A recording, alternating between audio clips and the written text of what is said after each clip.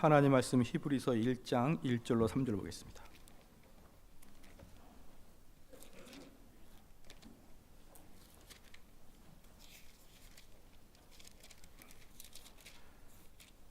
히브리서 1장 1절로 3절 말씀입니다.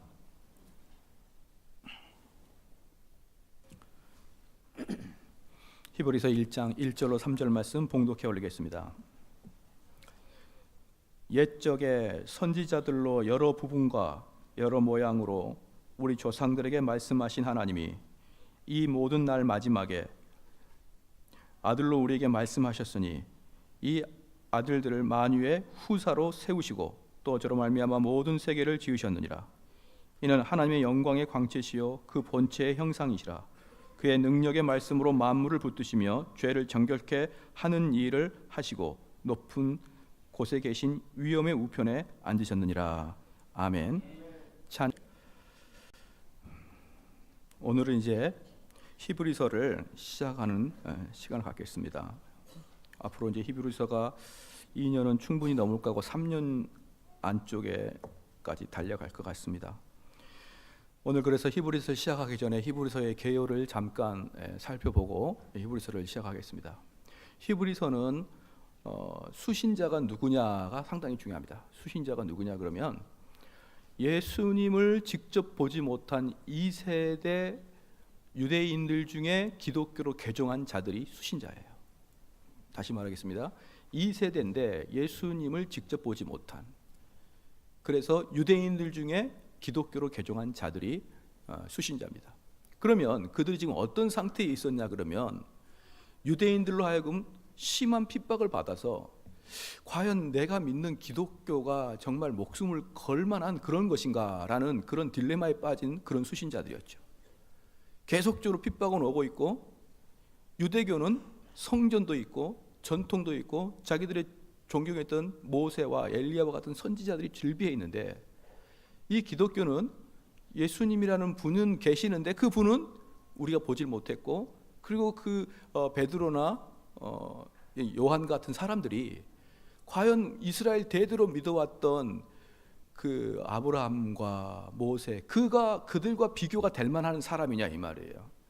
그래서 우리가 이거 괜히 잘못되는 게 아닌가 이런 딜레마에 빠져 있는 그 유대인들을 향해서 쓴 서시입니다. 이 히브리서가 그래서 이 제목에서 나와 있듯이 그 수신자가 바로 히브리인들입니다. 성경에서 복음을 가장 순수하게 선포하는 것은 로마서라고 하죠. 그런데 로마서는 이방인을 향한 복음을 선포하는 게 로마서고요. 히브리서는 유대인을 향한 복음을 선포하는 겁니다. 쉽게 말씀을 드리면은 유대인을 향한 로마서라 보면 되는 거예요. 그래서 로마서하고 히브리서는 복음에 있어서 핵심으로 다가가는데 똑같습니다. 단지 그 수신자만 바뀔 뿐이지 복음의 본질을 드러내는 데 있어서는 로마서하고 히브리서는 쌍벽을 이루고 있고요. 그래서 히브리인들의 로마서라고 표현하는 게 히브리서입니다. 그만큼 중요한 거고요. 그만큼 우리가 이제 앞으로 히브리서를 공부할 때는 아마 성령의 역사가 우리 교회에 가득할 것이라고 저는 자부하고 있습니다.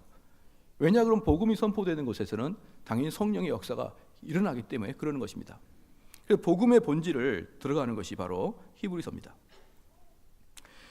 자, 그러면 히브리서의 수신자는 그렇기 때문에 그러면 계속적으로 유대인들이죠. 그 다음에 그들이 유대교와 기독교를 비교하는 자들이기 때문에 이 히브리서의 저자는 계속적으로 어떤 걸 이야기하겠습니까? 유대의 성전, 유대의 제사장, 제사 제도, 희생 제사, 그리고 여러 가지 율법, 이 모든 것들이 유대인들이 가장 존경하는 성전, 선지자, 율법, 제사 제도, 이런 모든 것들이 예수 그리스도보다 열등하다는 걸 계속 보여주는 거예요.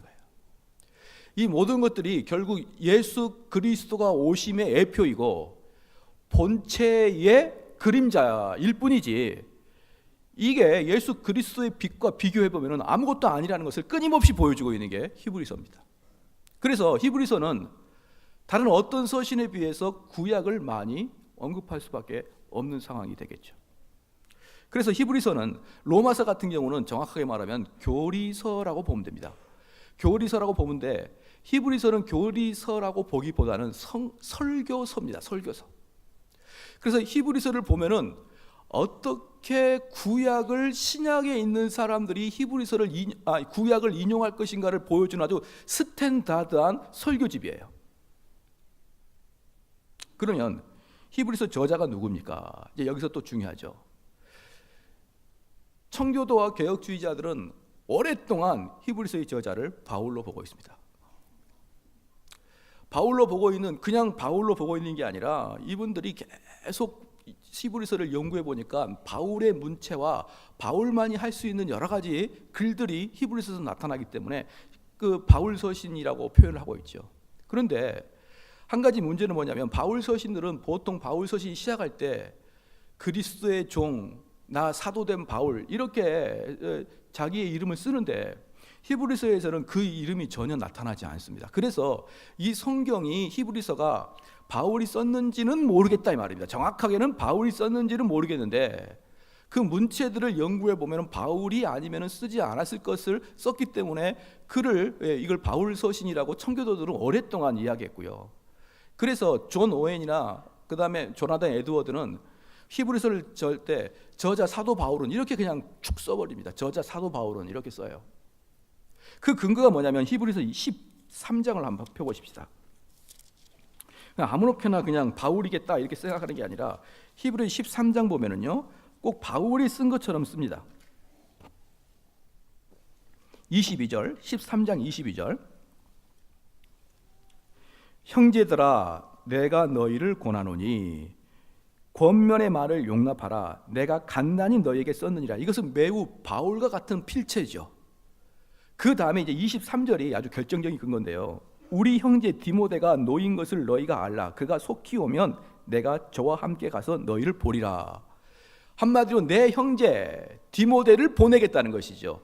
디모데를 형제라고 이야기하면서 디모데를 가라오라고 할 수 있는 사람은 바울이다라고 표현해서 이 히브리서의 저자는 바울이다라고 청교도들은 오랫동안 그렇게 말해왔습니다. 그런데 요즘 현대 학자들은 이 바울 서신이 아니다라고 다수가 이야기하고 있고 현대의 그 어떤 트렌드는 바울이 아니라는 근거가 아주 강력한 게 하나가 있습니다. 그게 뭐냐 그러면 히브리서 2장을 보겠습니다. 히브리서 2장 보면은 2장 3절입니다.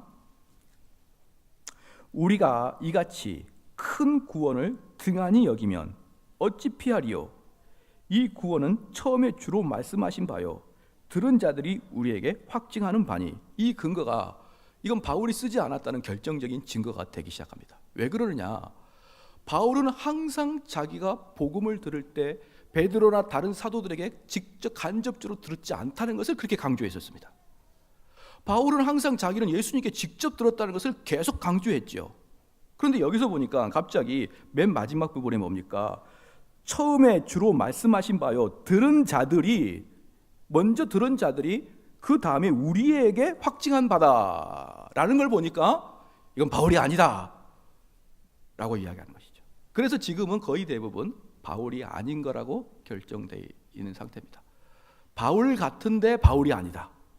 이렇게 그래서 초대교회 그 교부인 오르게는 뭐라고 했냐 그러면 이 히브리서의 저자는 오직 하나님만 아신다 이렇게 표현을 한 거죠.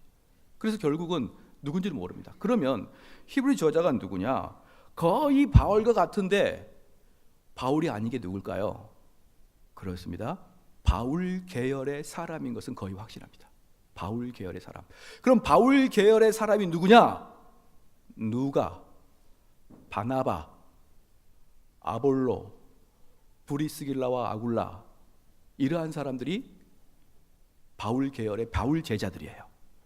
베드로의 제자는 마가이듯이 바울의 제자들은 그런 분들이란 말이에요. 실라, 디모데. 근데 바울의 제자 중에 제일 유명한 사람이 디모데인데 이미 디모데는 뒤에 12장에 보니까 아닌 것 같고, 그래서 주로 바나바와 누가가 아닐까라는 그런 추측을 할 뿐입니다. 왜냐 그러면 히브리서의 주제는 핍박과 고난을 받고 있는 유대인들에게 위로의 메시지인데 바나바의 별명이 위로자이기 때문에, 그래서 바나바가 아닌가라는 설이 가장 많고 그 다음에 누가가 아닌가라는 게 두 번째에 있습니다. 그래서 이 바울 서신인데 바울이 아닌 바울 계열의 사람이 썼다고 생각하는 경우는 거의 우리 학자들은 동일하게 여기고 있는 것입니다.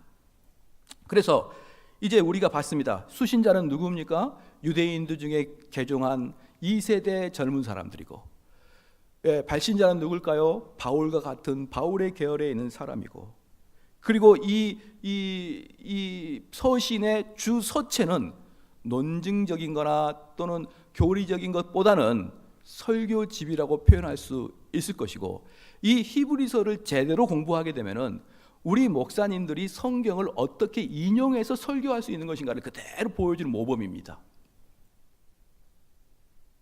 그러면 이제 마지막으로 이게 언제 쓰여졌을까라고 봤을 때 이것은 아마 AD 60년에서 70년 사이에 쓰여졌을 것이다 라고 거의 확정되어 있습니다. 왜 그러냐 그러면 이 당시 아까 히브리서 12장 23절 보니까 누가 사역하고 있었습니까? 여전히 디모데가 사역하고 있었을 때였습니다. 그래서 디모데는 AD 60년에서 65년, 67년 사이에 사역했던 분이기 때문에 이 서신은 분명히 디모데가 사역했던 그 당시에 쓰여졌다. 그래서 AD 60년에서 70년 사이다. 근데 왜 70년을 넘어가지 않느냐?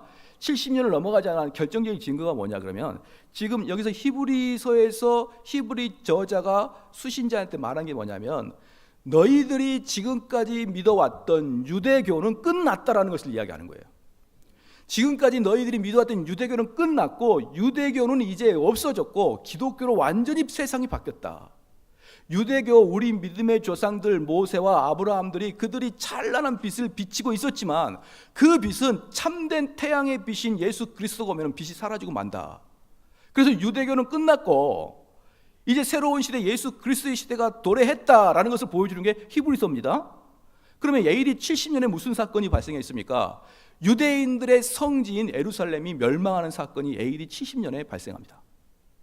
그러므로 이 저자가 그러한 결정적인 명확한 증거, 성전의 멸망을 언급 안 할래야 안 할 수가 없는 구조인데 히브리서에서는 성전의 멸망이 나타나지 아니하므로 70년 이전에 쓰여졌을 것이다 라고 해서 AD 60년에서 AD 70년 사이에 기록되었을 것이다 라는 추측을 합니다. 그래서 지금까지 히브리서의 서론을 우리가 보았습니다. 그러면 히브리서는 시편을 비롯해서 약 53절의 구약을 인용하고 그 구약의 인용이 이제 앞으로 쭉 보겠지만요, 우리는 보편적으로 그 은혜되는 어떤 구절을 마음속에 가지고 있는데 바울도 마찬가지고 여기 히브리 저자도 마찬가지고 구약의 아주 작은 그 단어 하나, 어떨 때는 그 하나, 이걸 엄청나게 구속사적으로 해석하는 거예요. 이게 아주 탁월합니다. 예컨대 바울과 같은 경우는 갈라디아서 강의할 때 갈라디아 사람들이 우리는 아브라함의 후손이다, 아브라함의 후손이다 라고 이야기합니다. 유대인들은 자기들이 아브라함의 후손이다 라고 이야기를 해요.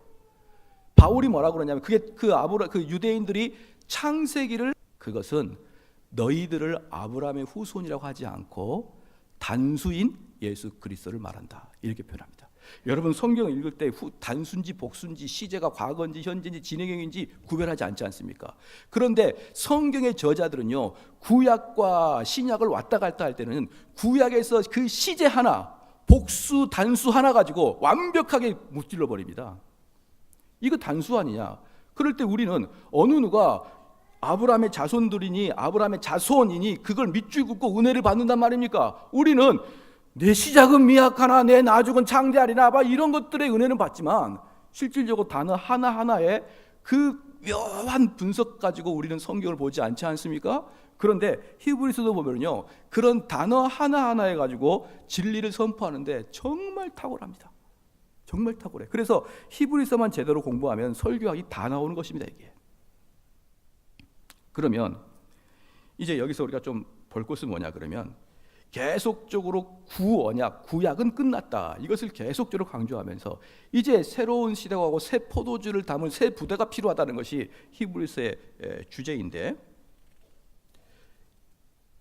이게 이제 여러분들이 앞으로 설교를 들으면서 마음을 단단히 마음을 가져야 여러분의 이 히브리서를 대할 수 있습니다. 왜냐 그러면 4장 한번 볼게요. 4장. 히브리서는 얼마나 무시무시하냐 그러면요. 4장 12절 13절 말씀 같이 한번 읽겠습니다. 시작.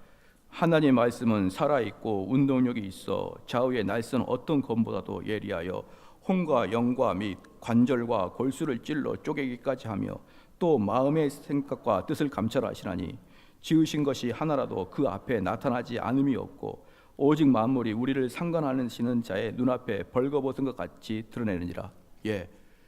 지금 히브리서는 단단히 경고하고 있습니다. 어떻게 합니까? 엄청난 날카로운 말씀으로 다 휘젓겠다 이 말이에요. 다 휘젓겠다. 그리고 여러분의 그 죄를 낱낱이 드러내겠다. 기대가 되십니까?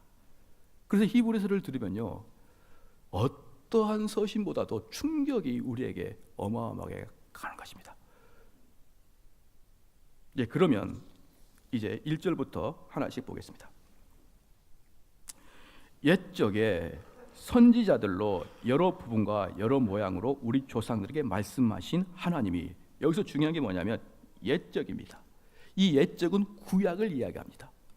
구약을 이야기하는데 선지자들과 여러 부분과 여러 모양으로 우리 조상들에게 하신 말씀. 자, 보겠습니다. 이건 구약을 이야기하지요. 옛적은 구약을 이야기하고 여러 부분과 여러 모양 두 개가 나오지 않습니까? 여러 부분은 구약에 나와 있는 창세기, 출애굽기, 레위기처럼 각 권을 이야기합니다. 여러 부분을 이야기했고, 또 여러 모양은 여러 선지자를 통해서 이야기한 그 과거를 이야기하고 있습니다.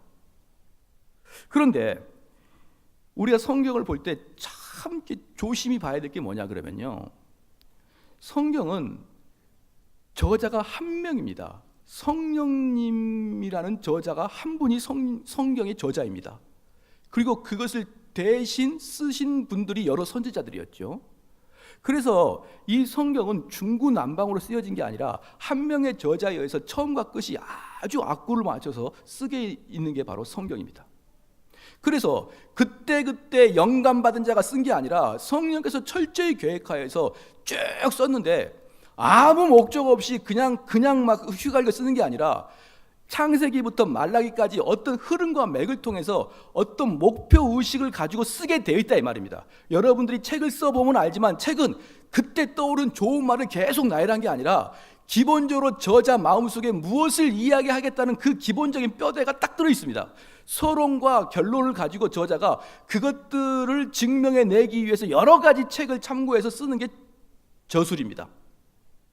그래서 이 저자는 이미 서론을 쓸 때부터 이미 결론이 무엇인가를 확증하고 그것을 쓰기 시작합니다. 그러므로 성경은 창세기부터 말라기까지 구약 성경이 그냥 중구난방으로 쓰여진 게 아니라 성령의 분명한 목적을 가지고 점진적으로 쓰여진단 말이에요. 점진적으로 쓰여지는 것이 바로 성경이에요. 그래서 이것을 뭐라 그러냐 그러면 구속사적 관점의 성경이라고 하는 것입니다. 그냥 하나님께서 그냥 창세기를 툭 쓰고 출애굽기를 툭 쓰고 하는 게 아니라 구속을 어떻게 이루시는 것에 대해서 하나님께서 쭉 나열해서 말라기까지 오신다 이 말입니다. 그래서 이것을 여러 모양, 여러 부분으로 말했다는 것이에요. 그럼 보겠습니다. 그냥 창세기가 툭 나오고 그 다음에 출애굽기가 툭 나온 게 아니라 하나하나가 어떻게 우리에게 구원이 오는지를 보여주기 위한 목적을 가지고, 성령께서 성경을 쓰실 때 목적을 가진다고 하지 않았습니까? 그런데 그게 어떻게 그 구원이 우리에게 올 것인가를 선명하게 보여주기 위해서 하나님께서는 하나하나 진도해 나가십니다. 그러므로 창세기 때는 그 구원의 역사가 흐릿하게, 광범위하게 흐릿하게 보이다가 점점 깔때기처럼 점점 줄여서 딱 구원이 무엇인가를 보여주기 위해서 구약이 형성된 것이에요. 그러므로 우리가 성경을 구속사적으로 해석하지 아니하면 어떠한 우를 범하게 되느냐? 우리가 성경을 구속사적 해석이 뭐냐면 모든 중심을 예수 그리스도다 이 말이에요. 지금 히브리서에서 말하고 있는 게 뭐냐 그러면 너희들이 그렇게 민족들이 좋아했던 모세, 율법, 선지자, 제사장, 제물, 성전, 이 모든 것들이 무엇의 예표다? 예수 그리스도의 예표요. 이러한 것들은 예수 그리스도의 그림자요. 이것은 예수 그리스도의 본체가 오게 되면 사라질 것들이다라는 것을 히브리서에서 이야기하고 있는 것입니다. 그러면 우리가 구약 전체를 해석할 때 그 구약에서 우리는 결국 누구를 발견해야 됩니까? 예수 그리스도를 발견해야 된다. 바로 그것을 보여준 게 히브리서예요. 그래서 많은 개혁주의 목사님들은 성경을 해석할 때 그것이 구약이든지 그게 신약이든지 상관없이 거기서 예수 그리스도와 보혈의 피를 발견하게끔 설교하게끔 되어 있는 것입니다.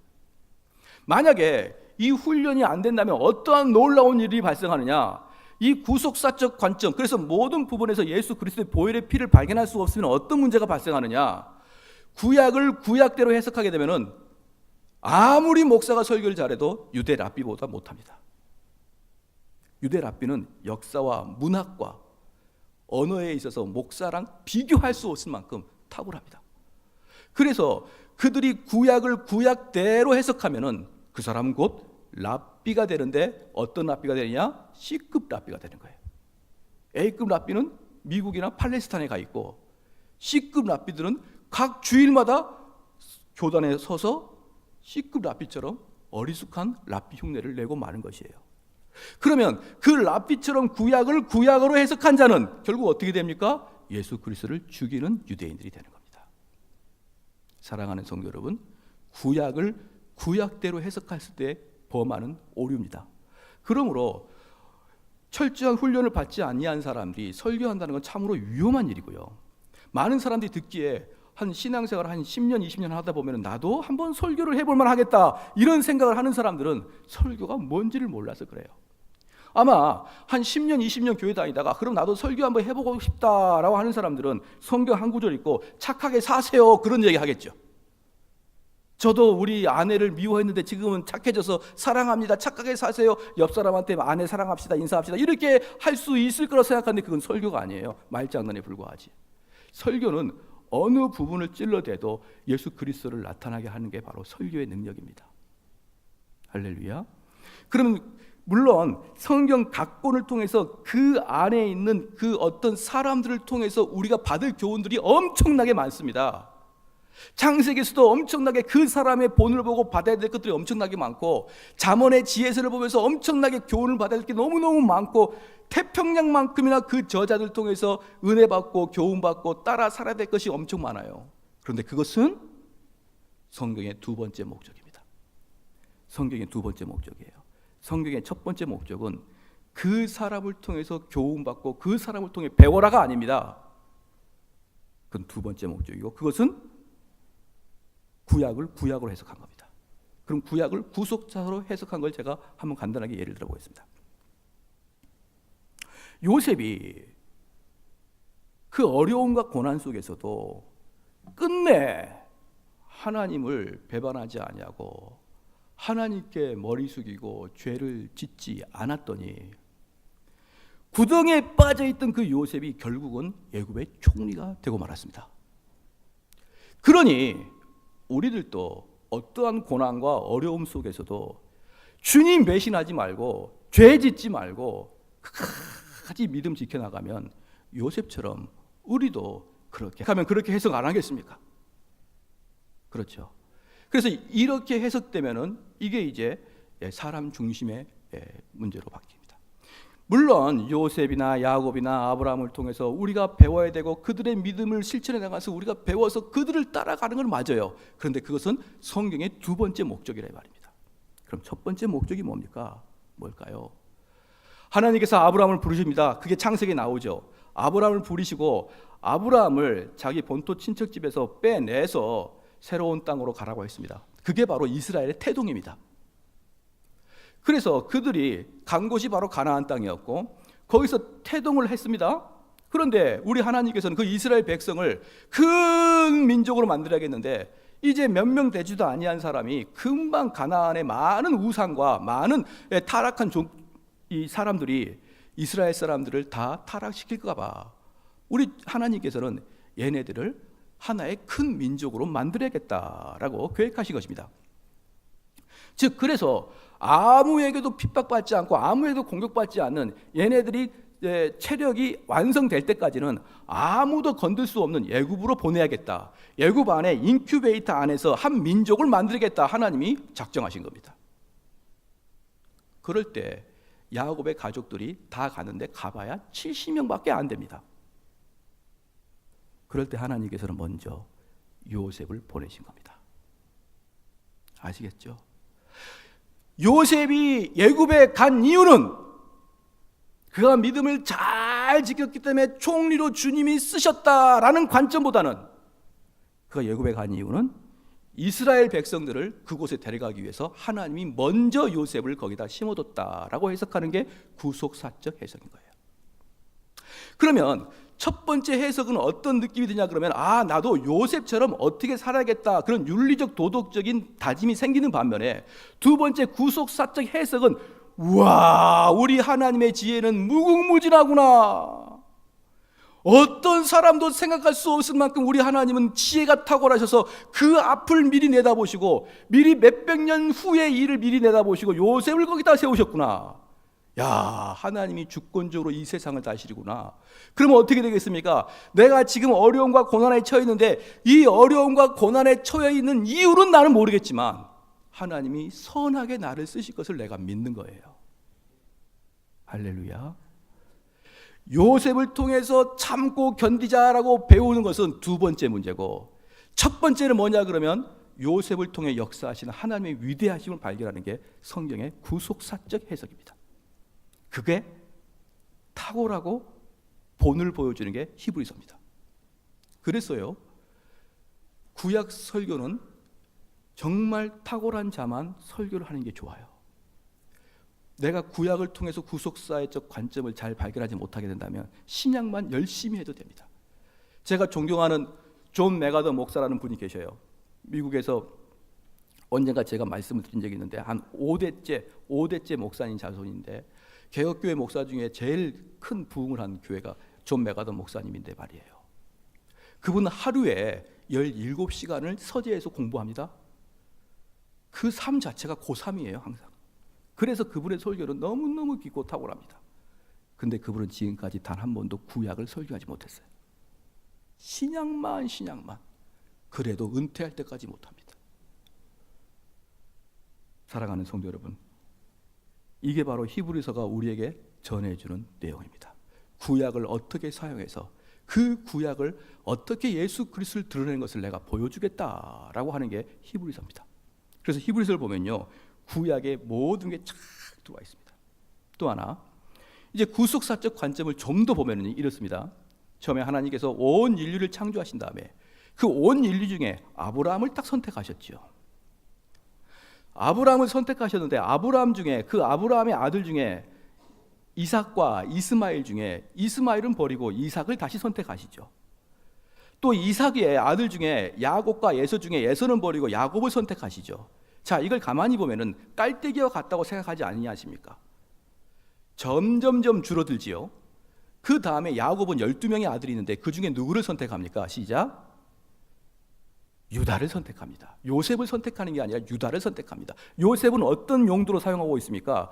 요셉 구속사의 역사를 누구를 사용하냐면 유다를 사용합니다. 유다의 후손 중에 다윗이 나오고 다윗의 후손 중에 예수 그리스도가 나오는 거예요. 그걸 쭉 보여주면서 깔때기를 쫙 보여주면서 마지막 깔때기 정점에 이르러서 이 모든 것은 예수님의 예표다라는 걸 보여주는 게 구약입니다. 그러므로 구약에서 요셉은 누구의 예표냐? 예수 그리스도의 예표인 것입니다. 할렐루야. 구약에서 모세는 누구의 예표냐? 예수 그리스도의 예표인 것이에요. 예를 들어 한번 보겠습니다. 이삭이 여러분 어떻게 결혼했습니까? 이삭이 결혼할 때 아브라함의 종이 내가 이방 여자들하고 이삭의 아내를 결혼을 시킬 수 없으니까 아브라함의 그 고향집에 가가지고 아내를 얻어온 게 리브가 아닙니까? 그때 아브라함의 종이 나를 순적하게 만나게 해주십시오 라고 이야기하면서 내가 물을 달라고 할 때 물을 주는 그 사람이 하나님, 나를 친절하게 선대한 자가 하나님이 예정 낙타한테도 물을 줬습니다. 여러분, 낙타가 웬만하면 물을 잘 안 먹는 거 아시죠? 뭐 보름이고 한 달이고 물을 안 먹는 거 아시지 않습니까? 그럼 다른 말로 물 먹을 때 얼마나 먹겠습니까? 의식 없는 거예요, 물 먹을 때. 그런데 그걸 10마리를 다 물을 줬다는 것은 엄청난 사람인 것입니다, 리브가가. 그래서 그 종이 바로 이 사람이 이삭의 아내가 되겠구나라고 하면서 결혼을 성사시킵니다. 이제 그걸 보고 큰 이제 감동을 받았어요. 큰 감동을 받아가지고 어떤 노총각이 하나님께 기도하기 시작합니다. 성경에 보니까 이러는데, 하나님, 내가 오늘 차를 타고 가다가 주유소에서 내가 아가씨 기름 만땅이요 라고 할 때 그 아가씨가 기름을 넣어주면서 내가 아가씨 차 한잔 하실까요? 그럴 때 그 아가씨가 네, 차 하시죠 이렇게 하는 그 자매가 바로 하나님이 점지해 준 그 자매라고 생각하고 내가 이제부터 그런 사람을 찾습니다. 끝까지 결혼 못합니다. 어떤 자매가 나타나가지고 차는 물론 제가 밥까지 사겠습니다. 지금 무슨 말입니까? 구약에 나타난 그 사건 하나하나가 여러분의 교훈적 지도가 될 수 없는 경우가 많다는 거예요. 구약에서 나타난 그 사건은 매우 특수적이기 때문에 여러분들이 그 교훈을 따라서 살게 될 수가 없는 것이 많습니다. 무슨 말입니까? 그것은 예수 그리스도의 예표입니다. 예표. 구약을 보고 우리가 그것을 따라 살게 하기 위함이 아니요, 구약은 오실 예수 그리스도의 그림자이고 예수 그리스도의 모형이다라는 것을 아시기를 주의 이름으로 축원합니다. 그래서 가끔 성막 세미나 가면요, 그 성막 세미나를 쭉 강의 끝나고 바로 예수님이 딱 보이는 거예요. 성막. 그래서 하나님께서는 1절에 보니까 옛적에, 즉 구약에 선지자들 하여금 여러 부분이 뭡니까? 창세기, 출애굽기, 레위기, 민수기, 신명기, 그렇죠? 그 다음에 시편을 통해서 찬양과 잠언을 통해서 지혜서와 그 다음에 여러 가지를 통해서 예수 그리스도를 보여주고, 두 번째, 여러 모양으로 우리 조상들에게 말씀하신 하나님이, 즉 선지자들을 통해서 말씀하신 하나님이 2절에 이 모든 날 마지막에 아들로 우리에게 말씀하셨으니 이 아들을 만유의 후사로 세우시고 또 저로 말미암아 모든 세계를 지으셨느니라. 할렐루야. 그러면 이게 지금 무슨 말이냐 그러면요, 하나님께서 창세기부터 말라기까지를 다 기록한 다음에 더 이상 백성들에게 할 말이 없다가 아닙니다. 여전히 할 말이 있다. 그래서 구약만은 미완성입니다. 하나님께서 백성들에게 해주고자 하는 이야기가 구약만에서는 나타나지 않습니다. 완벽하게. 그것은 어떤 모양이냐면 성경에 보니까 그때는 뭡니까? 거울을 보듯이 얼굴이 희미합니다. 그때 거울이 뭡니까? 동판으로 되어 있는 거거든요. 그러니까 거울이 희미하다가 이제 예수 그리스도가 오심으로 얼굴과 얼굴을 맞대듯이 선명하게 볼 때가 올 것이다. 그게 바로 신약입니다. 그런데 구약에서는 바로 그렇게 살아왔습니다. 그런데 여기서 보니까 아들로서 우리에게 말씀하셨으니, 여기서 이제 그 다음에 나타나지 않았는데 이 모든 말씀은 마지막이라. 할렐루야. 2절 이 모든 날 마지막에, 그러니까 예수 그리스도가 말씀하신 건 마지막이다 이 말입니다. 그럼 여기서 두 가지의 아주 결정적인 증거가 있습니다. 첫 번째는 예수 그리스도의 말씀은 더 이상 없다. 이걸로 끝이다. 신약으로 끝이다. 할렐루야. 두 번째, 완벽하다 이 말이에요. 더 이상 손볼 것 없이 완벽해졌다. 그러므로 우리 개혁주의가 그렇게 목에 피 터져라 외치는 계시 종교성이 히브리서에 분명히 나옵니다. 더 이상 하나님 말씀은 없다. 더 이상 하나님의 뜻은 없다. 성경이 신약이 기록됨과 동시에 더 이상 하나님의 계시는 이 땅에 없다. 하나님의 뜻은 어디에 있다? 성경에 다 기록되어 있다. 하나님의 뜻은 성경에 기록되어 있다. 하나님의 계시는, 새로운 계시는 이제 없다. 이게 히브리서 1장 1절 2절에 분명하게 선언되어 있는 것입니다. 믿으시길 주의로 축원합니다. 그래서 네덜란드에서는 아버지가 밥을 먹을 때마다 예배를 드리는데 아주 간단하게 가정 예배를 드립니다. 가정 예배를 드릴 때마다 아버지가 묻습니다. 얘야, 하나님 뜻은 어디 있니? 라고 물으면 얘는 하나님 뜻은 성경에 있습니다 라고 고백합니다. 그럼 얘야, 하나님 그 하나님과 대화하려면 어떻게 해야 되니? 네, 기도로 대화합니다 라는 게 그들의 그 이야기예요. 근데 묻겠습니다. 근데 많은 교회는 어떻게 되냐 그러면 하나님의 뜻이 어디 있느냐라는 걸 성경에 있다고 하지 않고 이렇게 기도합니다. 하나님, 내가 지금 일산으로 갈까 삼소로 갈까 어디로 가는 게 하나님의 뜻입니까?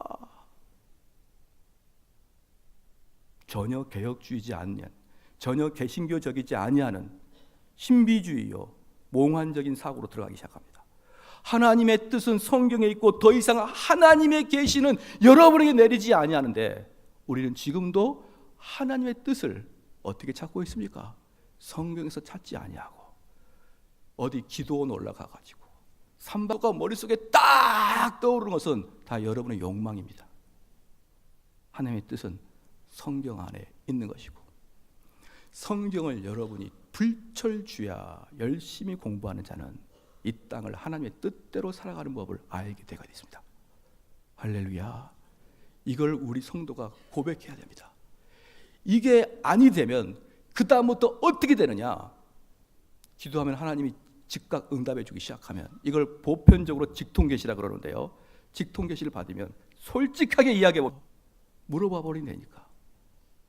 그래서 놀랍게도 직통계시가 흥황하는 곳에서는 하나님 말씀이 사라지기 시작합니다. 그리고 다 하나님이 나한테 이렇게 하라고 해버리기 때문에 더 이상 누가 코치를 하거나 조언을 할 수 없을 만큼 자기의 완벽한 고집과 자기의 완벽한 환각에 빠져버리고 마는 것이죠. 그런 자는 타협도 안 되고 그런 자는 논리도 없고 무조건 자기 마음속에 강력하게 임팩트 있는 그런 생각은 하나님이 줬다고 해버리는 경우가 비일비재하단 말입니다. 그러나 히브리서 1장 1절에 뭐라고 했습니까? 그러한 것들은 이제 마지막에 예수 그리스도가 오심으로 끝났다. 믿으시길 주님으로 축원합니다. 계시는 끝났습니다. 계시의 종교는 끝났습니다. 그렇다고 분명히 말씀드리지만 계시의 종교이 끝나지 하나님의 이적의 기적은 끝났다라고 말하지 않습니다. 여전히 우리가 기도할 때는 병이 나을 것이요 하나님께서 원하실 때는 그에게 치유하실 것이요 그러나 입으로 하는 계시는 끝났다는 것을 믿으셔야 됩니다. 그래서 목사님, 이런 이야기는 우리 성도들이 자주 안 해야 됩니다. 목사님, 하나님이 저를 이렇게 시키시네요. 자꾸 이런 이야기 너무 하지 마십시오. 특별해 보이지 않습니까? 하나님이 나를 이렇게 시키시네요. 나를 이렇게 꼭 하게 하시네요. 하나님과 매우 밀접한 관계에 있는 것처럼 착각이 됩니다.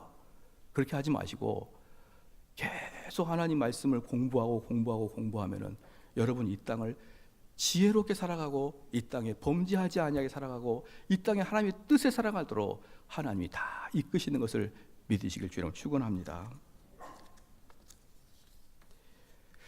우리 이 부분이 우리 성도들한테는 참 이렇게 마음에 깊이 박혀야 될 거라고 저는 생각합니다. 그래서 이 교회는 누가 결국은 이끌어 가느냐? 성령님이 이끌어 가시고 그럼 그 성령님은 어떤 사람에게 역사하느냐? 하나님 말씀에 능통하는 자에게 역사하는 거예요. 많은 교회는요 하나님 말씀에 무지한 상태에서 계속 기도하다가 떠오르는 그런 현상을 가지고 이끌어가는 교회도 꽤나 많습니다. 그리고 한국 교회는 어느 순간부터 그러한 자들을 믿음의 표상으로 만들어놨습니다. 그래서 이러한 말이 흥황합니다. 많이 알지는 못해도 성경을 많이 알지는 못해도 신학을 많이 알지는 못해도 믿음이 순수해. 사랑하는 성도 여러분, 자칫하다가 소경을 인도하듯이 다 구덩이로 빠져버리고 말 것입니다. 그러나 하나님은 내 발의 등이요 내가 어느 곳에 갈지 비춰줄 것이고 내가 어느 곳에 가는 게 옳다는 것을 하나님이 보여주실 것입니다. 그 다음에 2절 말씀 이제 이 모든 날 마지막에 아들로 우리에게 말씀하셨으니 이 아들을 만유의 후사로 세우시고 이제 아들을 만유의 후사로 세우셨다. 이 말씀은요 무슨 말이냐? 우리 하나님이 이 모든 우주의 주인이신데 그 모든 우주의 주인이 이제 우리 예수 그리스도다 이 말입니다. 그래서 저와 여러분들이 이제 마주하신 예수님은, 지금 여기서 지금 저자가 뜻하는 게 그겁니다. 우리가 마주하신 예수님은 우리를 위하여 구유해 오시고, 우리를 위하여 핍박받고 찔리시고 채찍 맞으시고 온몸이 너덜너덜 되어서 십자가에 못 박히신 예수 그리스도가 아니고 이 온 우주의 주인이시고 후사이신 왕 중의 왕이신 예수님과 우리는 교제하는 것입니다. 그래서요, 제가 그 교회 십자가를 붙이지 않는 이유에 대해서 제가 글을 쓰는 게 있는데, 그 제임스 패커 글을 써놨는데, 그 제임스 패커가 뭐라 그랬느냐, 왜 교회 본당 안에는 십자가를 걸어두지 않아야 되느냐 이 이야기했고, 지금 합통 측에서는 다시 한번 교회 내부에 있는 십자가를 떼기 운동하고 있습니다. 그러면 왜 십자가를 걸어놓지 않아야 되느냐? 두 가지 이유 때문에 그렇습니다. 첫 번째는요, 그 십자가가 있을 때 내 마음의 평안을 얻기 시작합니다. 교회에 딱 들어왔는데 십자가가 있을 때 그 십자가를 생각할 때마다 우리 예수님이 생각나고 평안을 얻습니다. 그게 우리의 마음을 우상화시킬 수가 있다는 거예요. 위험하다. 두 번째, 예수님을 자꾸 십자가상의 예수님을 보게 된다 그러면 영광의 왕이신 예수를 보기가 어려워진다. 그래서 청교도들은 교회 내부의 십자가를 걸지 않습니다. 교회 밖의 십자가는 여기가 교회라는 걸 표시하게 붙이지만 교회 내부에서는 그래서 십자가를 떼고 있고, 우리 한국의 가장 큰 교단인 합동 측에서는 공식적으로 십자가를 달지 않기로 하되 그 교회가 알아서 하십시오라고 했습니다. 사랑하는 성도 여러분, 우리가 마주하신 예수 그리스도는 누굽니까? 영광의 하나님입니다. 할렐루야.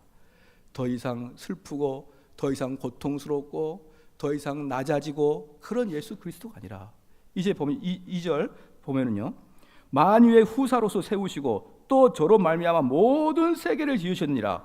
이는 하나님의 영광의 강체시요 그 본체의 형상이시라. 그의 능력의 말씀으로 만물을 붙드시며 죄를 정결케 하는 일을 하시고 높은 곳에 계신 위엄의 우편에 앉으셨느니라.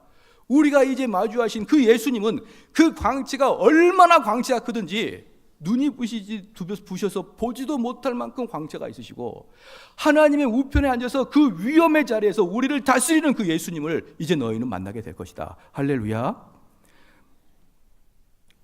변화산 사건 아시지 않습니까? 변화산 사건 보면은 이제 거기에 모세와 엘리야가 있었습니다. 그런데 너무 그 모습이 아름다워가지고 베드로가 정신이 혼미해진 상태에서 선생이여 여기 초막셋을 짓고 같이 살자라고 베드로가 그렇게 이야기했습니다. 그럴 때 재미있는 게 있습니다. 어느 순간 베드로가 그 얘기를 하고 보고 나니까 모세와 엘리야는 온데간데였고 오직 보이는 것은 예수님만 보이더라. 그게 말이에요. 히브리서 아무리 빛나는 모세와 아무리 빛나는 엘리야조차도 참빛이고 태양이신 예수 그리스도가 나타나면 그 빛들은 흔적도 없이 사라지더라. 또 하나 말하겠습니다. 우리가 이 땅에 수많은 가짜 빛들이 있습니다. 반짝반짝한다고 다 금은 아니듯이, 이런 말이 있듯이 이 세상에는 수많은 빛들이 있습니다. 그 빛은 뭐냐면 내 마음을 흥분시키고 나를 움직이게 하는 수많은 빛들 말입니다. 어떤 빛은 재정의 빛이 있을 수 있고, 어떤 빛은 내 자녀의 출세가 있을 수 있고, 어떤 빛은 우리 남편의 출세가 있을 수 있고, 어떤 빛은 건강의 빛이 있을 것이고, 많은 빛들이 내 마음을 혼동시키는 그러한 빛들이 있습니다. 그래서 그 빛을 찾아서 엉금엉금 가서 그것들을 성취하려고 하는 우리 마음이 있지 않습니까? 그런데 여러분이 예수 그리스도를 보면은 그것들이 보이지 않더라는 거예요. 다른 말로 말해서 여전히 그 빛들이 내 마음에 크게 작용하면 예수 그리스도의 빛이 여러분에게 없다는 뜻이란 말이에요. 예수 그리스도의 참빛을 보면 그 참빛을 내가 소유하고 싶어서 나의 전 인격을 헌신하여 그 참빛을 내 소유권으로 만들고자 하는 마음으로 가득 찬 것입니다. 제가 어제 분야일 대학 때 잠깐 예를 드렸었는데요. 만약에 여러분들이 밭에서 일을 하다가 발에 걸려서 톡톡 차보니까 그 속에 임진왜란 때 숨겨놨던 금은보화가 가득 담겨 있는 거예요. 그래서 거기를 이제 나뭇가지로 다시 딱 덮어놓고 집에 와 있는 겁니다. 그러면 그 땅바닥에 숨겨져 있는 그 금은 보화를 발견하고 그것을 나뭇가지로 덮어놓고 집에 왔을 때 여러분 마음은 어떻겠습니까? 두근두근 그것을 어떤 놈이 가져가면 어떡하지? 이런 마음으로 밤새 잠도 못 자고 그 생각 때문에 몰두해 있을 것입니다. 그러면 그 사람이 언제야 비로소 그 금은 보화 때문에 마음에 안정을 찾을 수 있느냐? 그 금은 보화를 아무도 모를 때 포크레인을 들고 와가지고 자기 안방 구들장 밑에다가 숨겨 놓을 때야 비로소 안전함을 찾을 수 있듯이 예수 그리스도의 참된 진리를 여러분이 한번 보고 나서 그것이 얼마나 뜨거운 강체와 아름다운 강체인 것을 보고 난 다음에 언제야 비로소 우리가 마음의 평안을 얻냐 그러면 그 복음을 내 거화 시켰을 때 비로소 내 마음의 평안을 얻습니다. 다시 말해서요, 그것을 내 거화 시키지 못할 때는 안달복달하면서 그것을 빨리빨리 내 거화 시켜야 되는데 라고 안달복달하면서 이 세상의 부귀와 이 세상의 명예와 이 세상의 권세는 보여지지도 않고 그 복음을 내 것으로 만들고자 하는 마음으로 강력하게 되어 있다 이 말입니다. 할렐루야. 그러므로 예수 그리스도를 내 거화 시키기 위해서 열성을 가지지 않는 자들은 실제적으로 예수 그리스도를 아는 분이 아니에요. 그냥 널널하게 교회에 왔다 갔다 하면서 왜 그렇게 신앙생활을 하는지 합리적으로 생각해 보시라 이 말입니다. 그러한 신앙생활은 말이에요, 큰 유익이 없는 것입니다. 그래서 이 복음이 정말 나의 모든 걸 변화시키는구나, 이 복음 하나 내가 차지한다 그러면 내가 나의 모든 걸 헌신해서라도 이 복음을 내 거화 시켜야겠다, 이런 마음으로 불일 듯 일어나고 예수 그리스도의 광채가 한번 내 눈에 들어오기 시작하면 이 세상의 가짜 빛들은 더 이상 내 눈에 들어오지 않는 그런 것입니다. 바로 이게 히브리서를 배우기 전에 여러분이 서론적으로 알아야 될 내용입니다. 히브리서는 이제 이것을 앞으로 쭉 여러분에게 말씀할 거예요. 어떻게 우리가 예수 그리스도를 받아들일 것이고 어떻게 우리가 이 땅에서 예수 그리스도에 연합되고 구원을 이루는 것에 대해서 히브리서는 계속 이야기할 겁니다. 우리 한번 이 말씀을 생각하고 기도하겠습니다. 우리가 기도할 때 하나님, 우리는 영광의 광채를 예수 그리스도로 보지 아니하고 이 세상의 출세와 성공의 영광을 광채를 두고 있는데 이제 이 시간에 우리가 하나님 우편에 앉아 계시는 영광의 예수 그리스도를 만나게 하여 주시옵소서. 그래서 그 어떤 빛도 예수님에 비하면 사그러들 수밖에 없는 빛 되게 하여 주시옵소서. 한번 기도합니다.